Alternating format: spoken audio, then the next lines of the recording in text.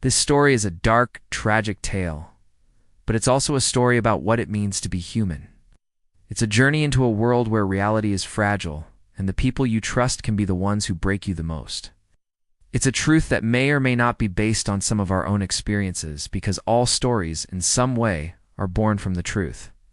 This is not a hero's journey, nor is it a simple romance. This is a story about Aravind, a young Indian man who, in his search for a new life, finds himself a stranger in a foreign land. He is a ghost in a world of quiet perfection, haunted by the unspoken rules of a new culture. Subscribe to the channel and continue learning about the world through the painful, beautiful lessons of others. The cold, suffocating blackness gave way to a blinding, painful light. One moment, I was in my apartment in Bangalore, the smell of filter coffee and rain on the balcony. The next, I was drowning. The water was frigid and murky, filled with the scent of lotuses and a strange, unfamiliar earthiness. My lungs screamed for air as I thrashed my way to the surface, gasping into a sky that was the wrong shade of gray. I pulled myself onto the muddy bank, shivering, my mind a frantic maelstrom of confusion. Where was I? The trees were different, the air felt ancient, and the clothes on my back were a strange, flowing silk. Then, a greater shock. I understood the voices I heard on a distant road. A language that should have been a jumble of sounds, Mandarin, was now as clear as my mother tongue.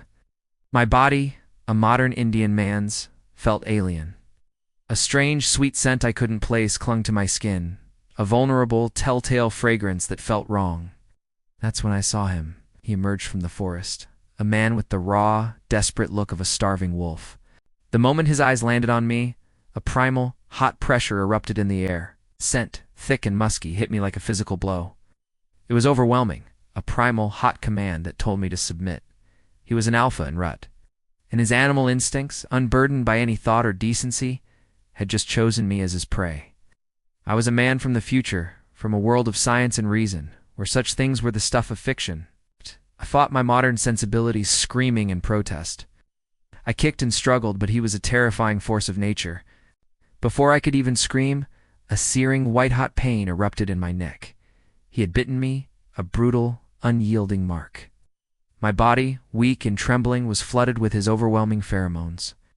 A silent, sickening command that told me I was his. "I have marked you," he said, his voice a low growl of triumph. "You are mine. You will not escape." My mind, still reeling from the time jump and the brutal assault, could only grasp at the most basic questions. My throat was tight with a mixture of fear and defiance. "What is this?" I rasped, the words feeling foreign in the cold air. "What's my name?" He let out a short, humorless laugh, released my neck, and I immediately scrambled backward, pulling myself away from his scent and his presence. He looked down at me, his eyes cold and devoid of any genuine emotion. "I don't know," he replied, his voice flat. "I don't care. You're just going to follow, stupid."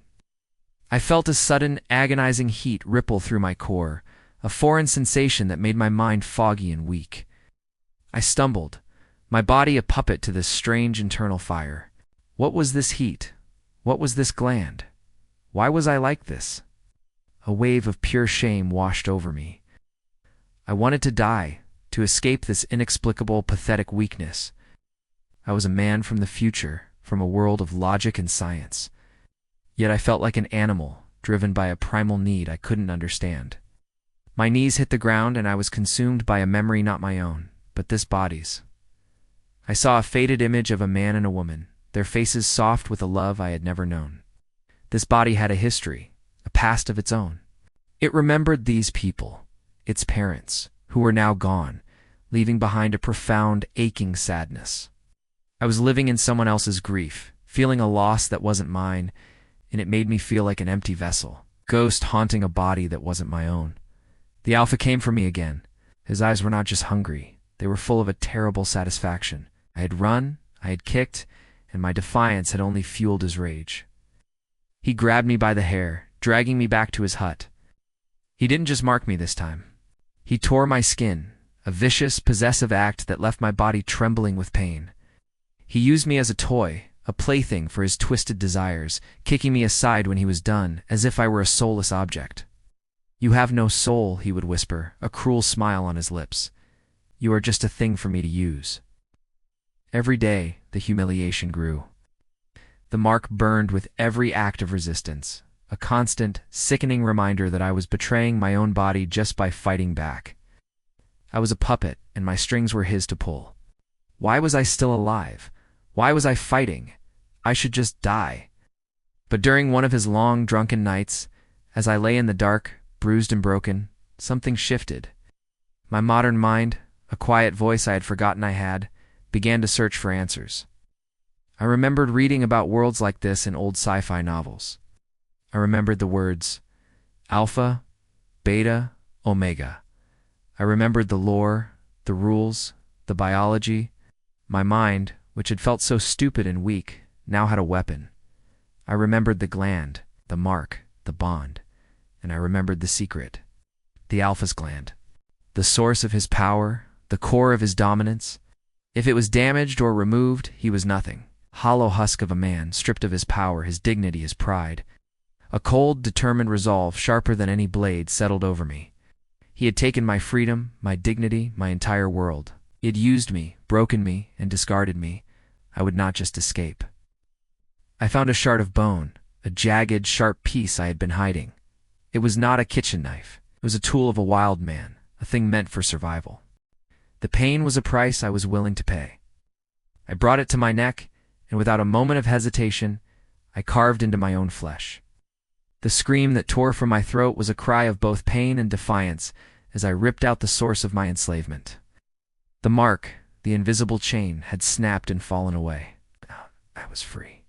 He slept, his own scent, so dominating and powerful, now just the smell of a man in a drunken stupor. My hands, which had trembled with fear for 2 years, were now steady with a cold, quiet rage. I was not a victim. I was a force. I stood over him. I did not run. I grabbed his groin, a hard, brutal grip that woke him with a guttural roar, a scream of pure agony and shock. I used my tool, the sharp piece of bone, to shred the source of his pride, the very thing that made him a male. I tore into him, making him weak, stupid, a pathetic creature who could no longer control anyone, nor could he ever bear a child. He was nothing. He lay on the floor, twitching, screaming, his body a broken mess. I looked at him and I felt nothing but a hollow, grim satisfaction. The pain was a living, breathing thing, an agonizing fire that tore through my body, but I felt a wild, exhilarating freedom. I ran through the forest, the trees a blur of green and brown. I was an alien in this world, in this body, in this time, but for the first time I was my own person again. I ran until my legs gave out, the pain a welcome blackness that swallowed me whole. And then, just before I lost consciousness, a new sensation, a gentle, unfamiliar scent, not the suffocating dominance of an alpha, but something clean, like rain and pine needles. A warm hand on my bloodied neck. I flinched, a fresh wave of terror coursing through me. I didn't know what to do. My world had been reduced to a knife and a desperate, agonizing escape. Now, here was a new variable, a new person whose intentions I couldn't understand. I was different here. My skin was a shade they wouldn't recognize, and the language that flowed so naturally from my mouth was not my own. I was an anomaly, a strange creature from nowhere. Where could I even go? The thought was a crushing weight. Even if I could stand, I had no home, no money, no identity in this world. Yes. I had only the pain of my wound and the terrifying memory of what I had done to survive. I was a monster now. Would they see that? Would they see the blood on my hands? A soft voice broke through my frantic thoughts. It was a man's voice, calm and gentle, and he spoke in the same Mandarin that had somehow become my second language. He said something I didn't quite catch, his words a soft melody that was a stark contrast to the guttural roars and cruel whispers I had grown accustomed to. I tried to speak, but only a desperate gasp escaped my lips. The world was spinning, and the edges of my vision were turning dark. The warm hand remained, a quiet, reassuring presence, as the new scent filled my lungs. I was no longer a victim, but I was still an alien, a man lost between worlds. I was free, but with that freedom came a terrifying, open-ended question. What happens now? The pain was a living, breathing thing, an agonizing fire that tore through my body, but I felt a wild, exhilarating freedom. I ran until my legs gave out, and the pain became a welcome blackness that swallowed me whole. I came to on a bed softer than any I had ever known in the cold, hard life I had been forced into. The unfamiliar scent of pine and gentle incense filled the room, a stark contrast to the animal stench of the hut I had escaped. A warm hand lay on my forehead, and when I opened my eyes, I saw him as the fourth prince of the kingdom, Jian. His face was an intricate masterpiece of sharp cheekbones and soft eyes, a mix of concern and a gentle curiosity I had not seen on a man's face in 2 years. His long black hair was tied back with a simple ribbon, and his dark blue robes were of the finest silk. He was an alpha, but his presence was a quiet, calming one, his scent a mix of clean mountain air and rich soil that did not demand submission. It was a strength that was reassuring, not terrifying. He was the one whose hand I had felt on my neck, and his touch brought with it no threat, only a quiet reassurance. He knelt by the bed, his movements fluid and graceful. His gaze was deep, holding a profound, empathetic sadness that reflected a vulnerability of his own. He spoke, his voice low and melodic. "You are safe here," he said. "I am sorry for what has happened to you. We found you near the river." My mind, still reeling, could only form one thought. What are you?" I rasped, my throat raw. He looked at me, a flicker of understanding passing over his features. "I am an alpha," he said simply. "But not all of us are the same. Our strength is not meant for dominance, but for protection. I am of the Earth Clan, a people who believe in balance and peace. My kind is meant to watch over the world and keep it in harmony."